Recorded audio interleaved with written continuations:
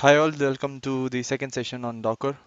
We are quickly going to cover all the basic commands of Docker which we will be using whenever we are working on Docker platform. Well, I'm not going to include the part where we are going to install Docker in be it video Windows or Mac OS or Ubuntu or any other operating system. If you really want it, let me know in the comment box and I'll definitely upload a video about how to install Docker.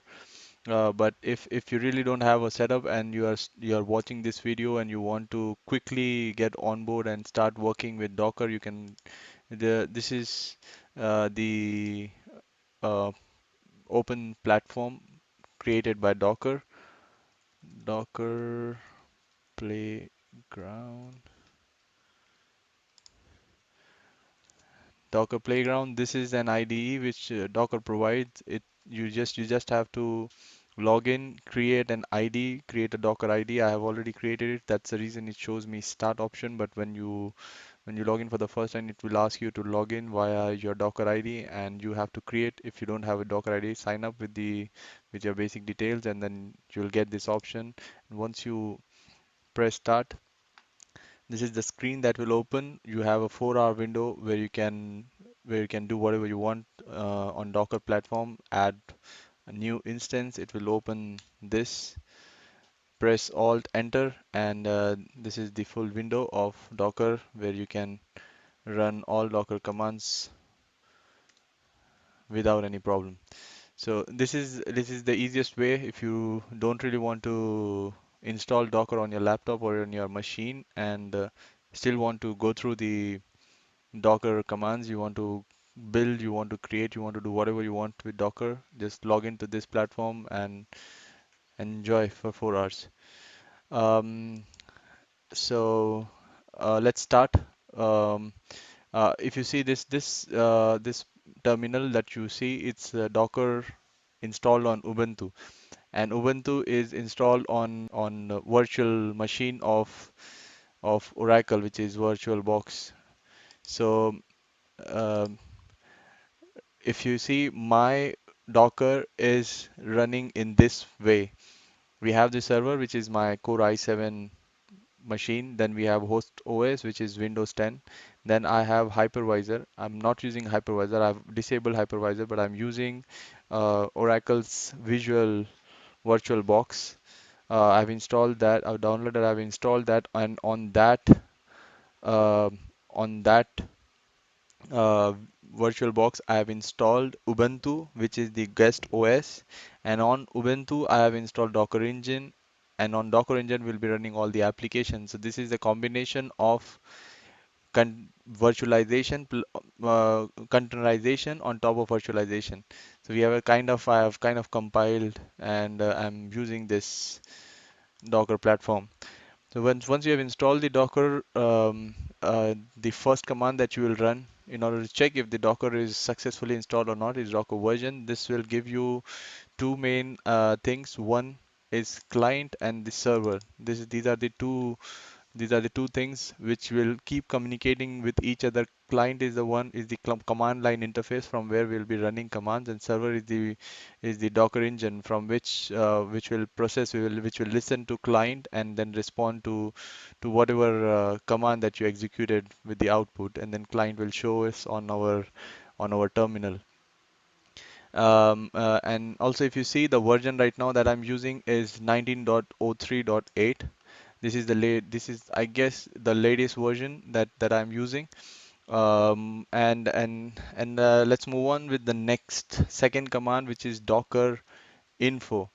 Now, what is Docker info? Docker info, if you see, gave us a lot of information, right? So it actually returns the detailed information on the Docker service installed on your machine.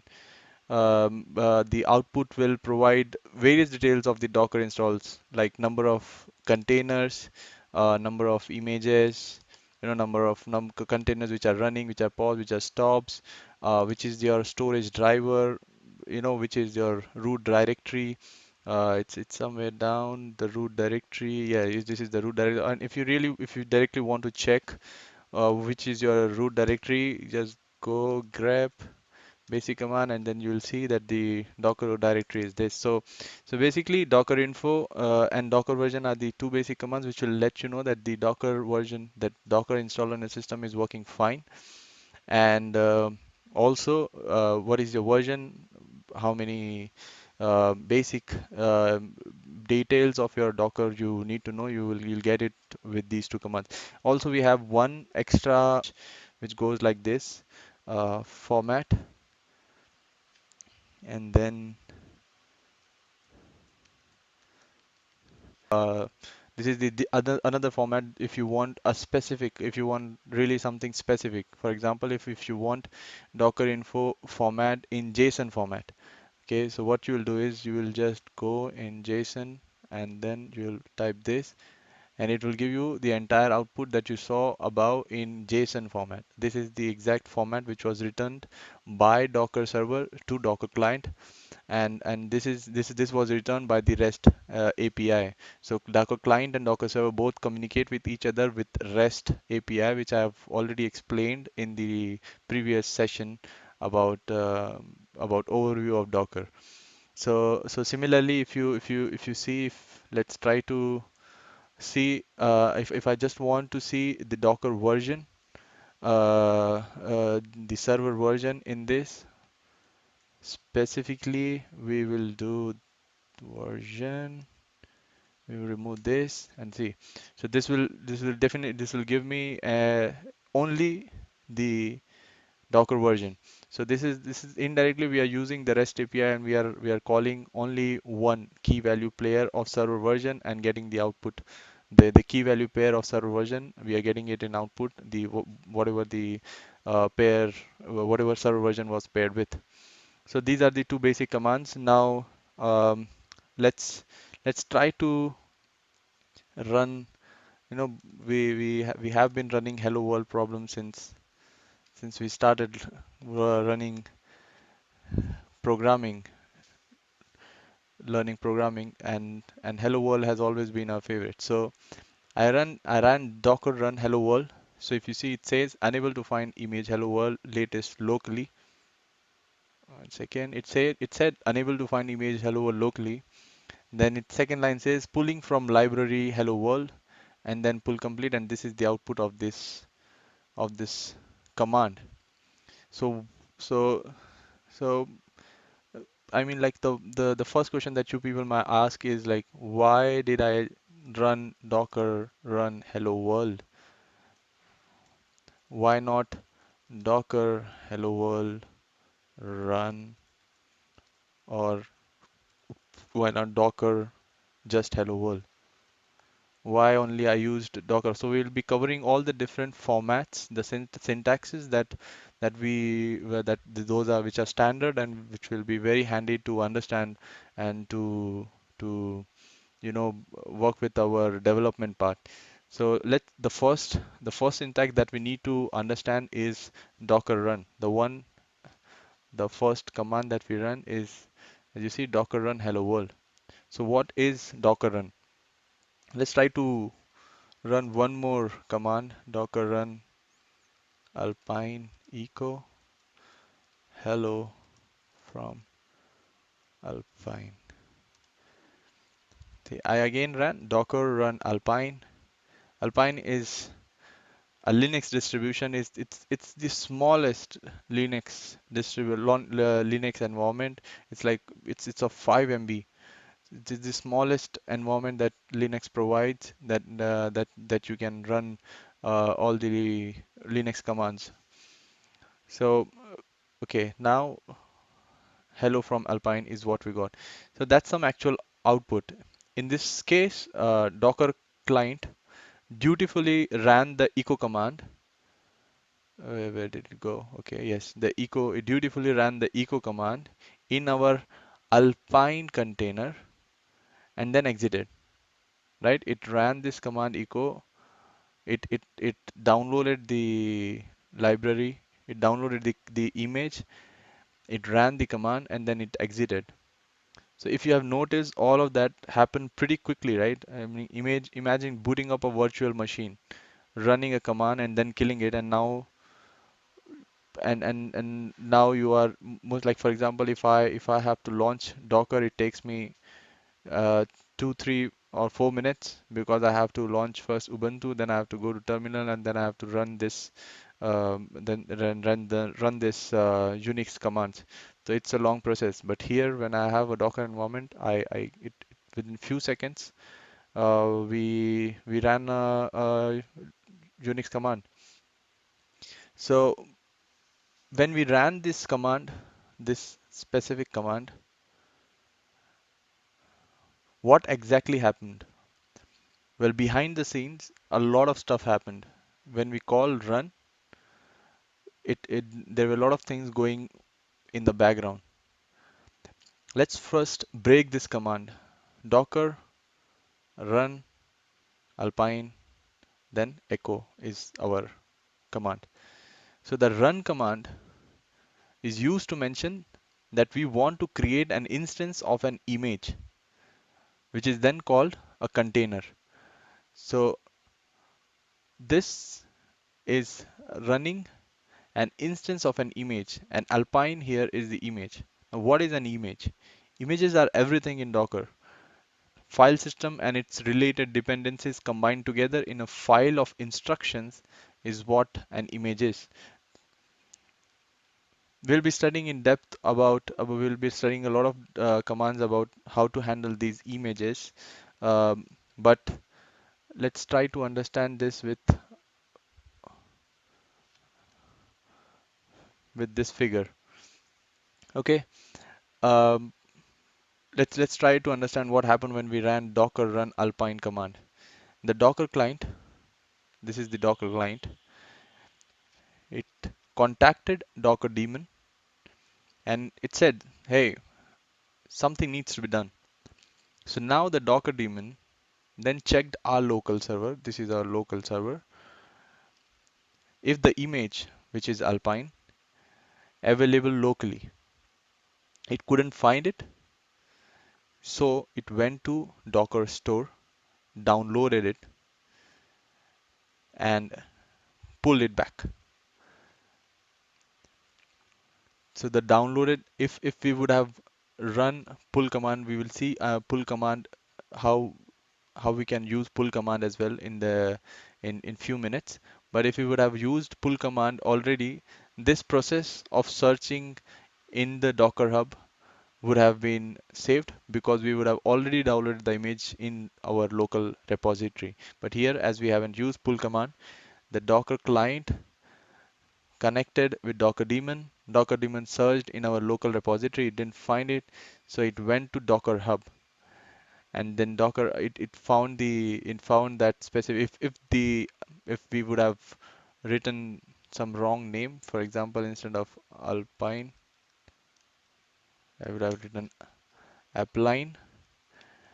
It couldn't find locally. It went to Docker Hub, and then it gave us a response that, okay, pull access defined for Appline, because it does not exist.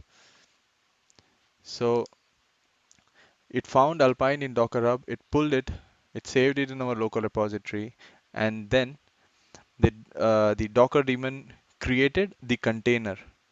By using that image, it created a container, and entered that container, it ran our command, which is echo hello from Alpine, and then post execution, the Docker daemon streamed the output. Like here, this is the output which was streamed, which it gave to the Docker client, and then post viewing this, post streaming this output, the it exited. So if we go again, what happened with run, we'll try to again understand. This is the client CLI, which is our terminal, where we gave our command docker run alpine echo hello world from Alpine. Docker client, by using REST API, contacted Docker daemon.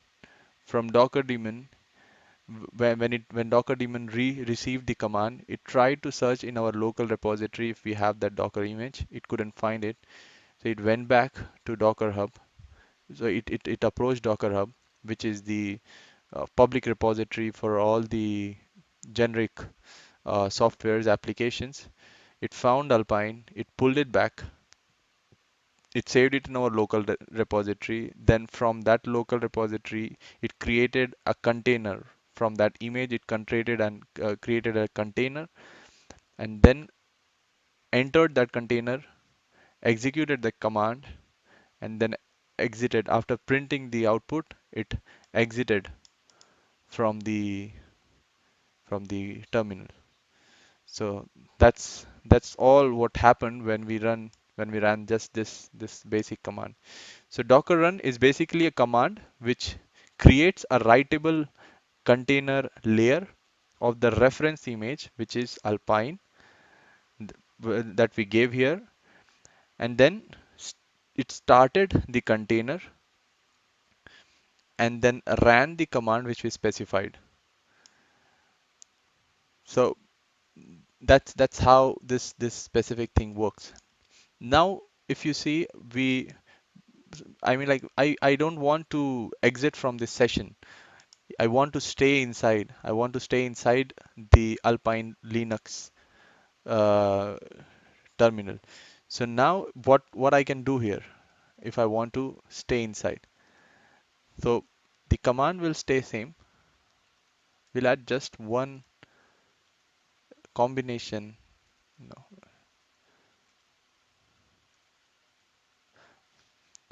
we added just one combination of params, which is IT. I ran it. Okay, sorry, this is SH. We are running in Alpine, so we'll go in SH. Okay, so we added just one param, which is IT. Now, what is I and what is T? I stands for interactive mode and T stands to allocate a pseudo TTY. So together IT combined instructs Docker to allocate a pseudo TTY connected to the container's std in, creating an interactive bash shell container, which is this. After running this command, we have entered the container shell, and now we can try out few commands. For example, lsl, it works fine. Or if you want to see this, so we know this is the Linux terminal. This is the version. This is the version, and when was it last updated, and so on. So so and now we have exited and we are out of the terminal of Alpine. So that's how we can run. We can download an image. Run is so powerful command that we can do anything. For example, if I can run one Ubuntu image, Ubuntu image. Okay, so we are running Ubuntu in Ubuntu. So I gave docker run ubuntu bin bash. We are trying to enter into bash shell by using this command, docker run it ubuntu bin bash. So it did the same. It couldn't find Ubuntu in our local repository. It approached the Docker Hub. It found this Ubuntu. It downloaded it, and then we are here. We have entered the terminal, the bash shell, and now we can similarly do the same thing. It's like we are inside the Ubuntu. We can run whatever we want. Cat, or I don't know, who am I? W.